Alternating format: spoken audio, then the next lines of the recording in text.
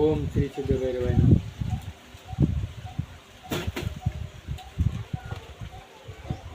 बघा आज काय मकर संक्रांत. आता याची मेन उद्देश असा का विज्ञानाच्या दृष्टिकोनातून सूर्य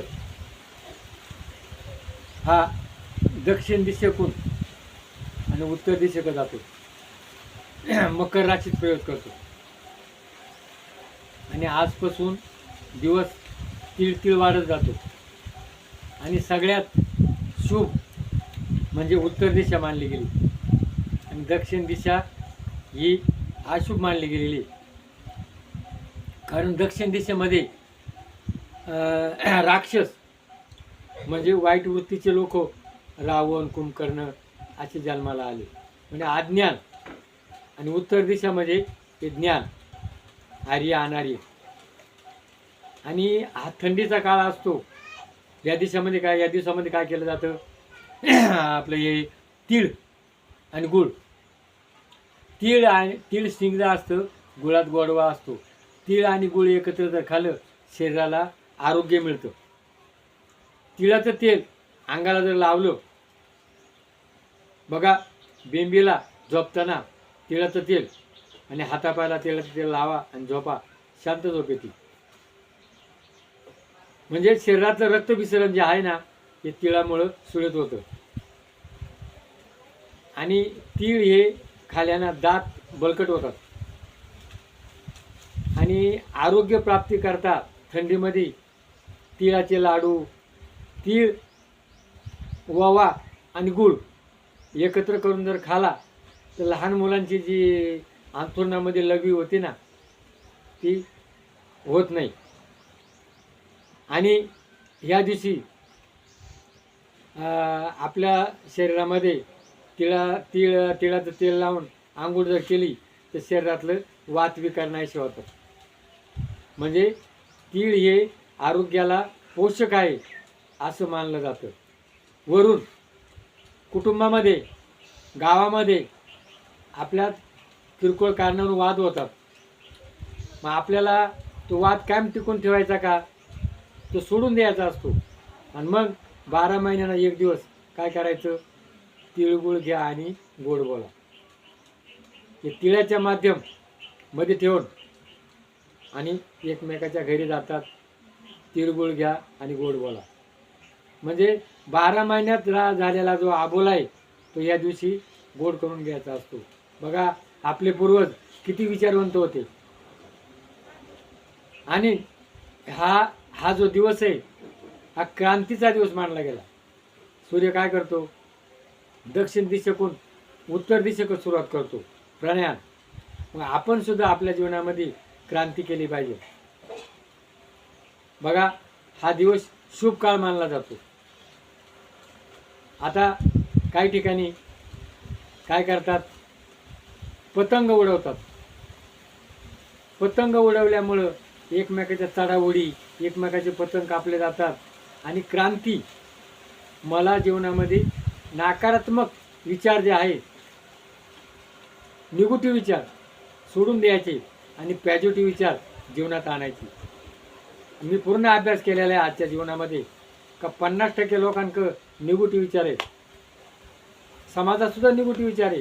पॉझिटिव्ह विचार हे फक्त 25% आहेत.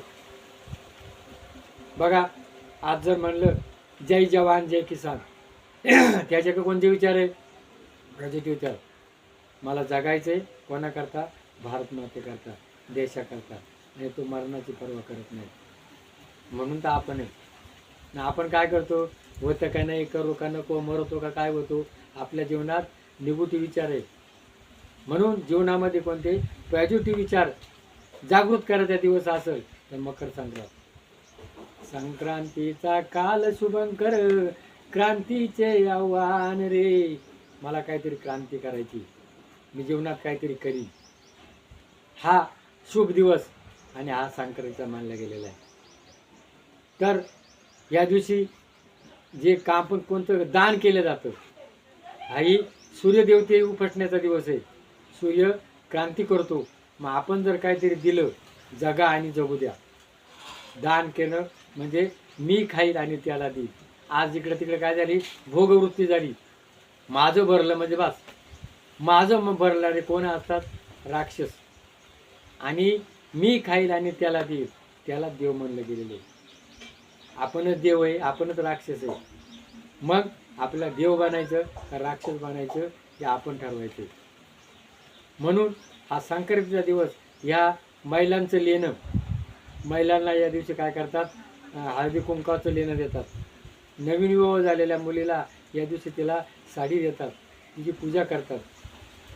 म्हणजे महिलांना आनंद, उत्सव, उत्साहित, एकमेकाला उत्साह करण्याचा दिवस म्हणजे मकर संक्रांत. आणि हे एकमेकाला प्रेमानं भेटणं, तिळगुळ घ्या आणि गोड बोला. जीवनामध्ये आपण काय करतो, सतत काम करू, लोभ, मद, मत्सर, अहंकार, हे 6 विकार आहे ना, माणसाला स्थिर राहून देते नाही. हे 6 विकार बाजूला सोडून मी काय करील, माणसाच्या पशी जाईल, प्रेमानं वागल, प्रेम देईल आणि प्रेम देईल. प्रेम देणं आणि प्रेम देणं घेणं हा आजचा दिवस आहे. या दिवशी क्रांती करायची. हा दिवस जगण्याच्या दृष्टिकोनातून शुभ मानलं गेलेलं आहे. या दिवशी मुलांचे नावं ठेवले जातात. नवीन विवाहित मुलीची पूजा केली जाते.